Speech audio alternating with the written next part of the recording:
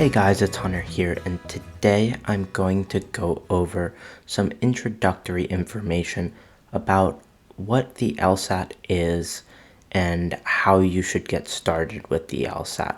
So if you're experienced with the LSAT, this video is not for you. This is for people that are just starting out. So let's go ahead and jump right into it. First off, I'm going to explain what the LSAT is and what it tests. The LSAT is a test of your logical skills and your ability to reason. A common misconception about the LSAT is it's similar to an IQ test or something of that variety. The LSAT doesn't test your IQ, but rather it tests your basic problem-solving skills and logical abilities. The LSAT is required for many, if not most, law schools. However, recently, a lot of law schools began accepting the GRE instead of the LSAT. So, to get into law school, you'll likely have to take one of either the GRE or the LSAT, but the LSAT is by far the most popular way to test into law school. Typically, the LSAT is made up of 100 questions and 4 different sections. However, since COVID started, the LSAT went down to 3 sections and just over 75 questions. This 3-section version of the LSAT is called the LSAT Flex, and the 3 sections that compose it are logical reasoning, reading, and logic games.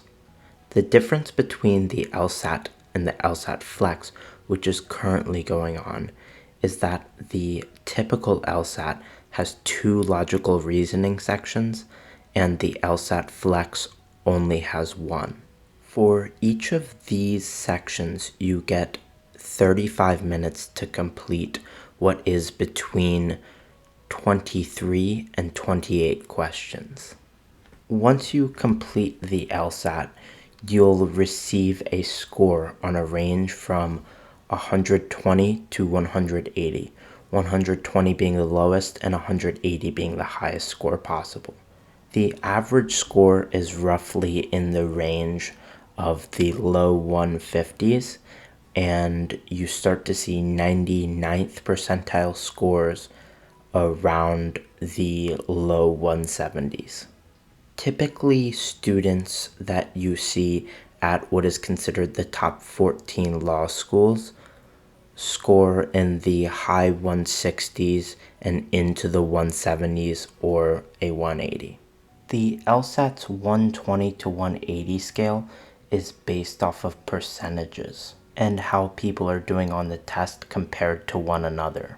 So typically, someone that gets an average score in the 151 to 152 area is getting just over half of the questions right, whereas people scoring in the low 170s are typically getting 5 to 10 wrong.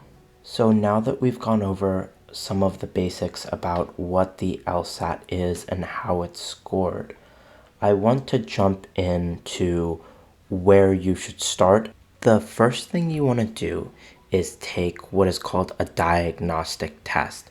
And that is a test that you haven't studied for and is taken under timed conditions. You can find a free test on LSAC's website. That's lsac.org. And you can take one of the tests there to get a basic idea of where you're starting from. Once you get your score back for that diagnostic test, you'll have a good understanding of where you're starting from, and the next thing you want to do is set goals for yourself. So if you're looking to get into a top 14 school, you'll probably need to score in the high 160s or low 170s. But if you're looking to go to a local or state college, your goal probably doesn't need to be as high. So think about what you want to do and what your goals are, and kind of set an LSAT score goal for yourself. One thing I do want to point out is that it's important to be realistic on the timing of your LSAT. A lot of my students come to me and they're scoring in the low 140s and their goal is to score in the 170s, and they say they want to take the test in 2 months. Although it is possible, it's generally unrealistic to expect those great of gains in that short of a time.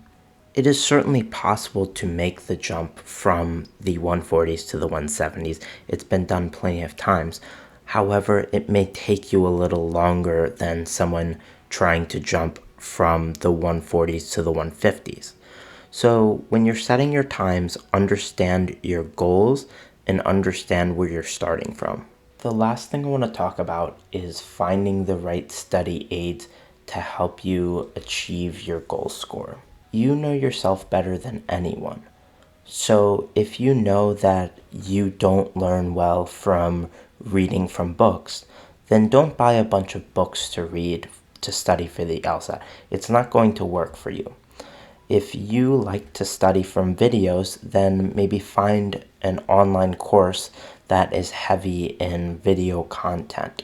Similarly, if you know that you don't do well in a large class and you need one-on-one attention, then don't sign up for a class that has 75 people in it.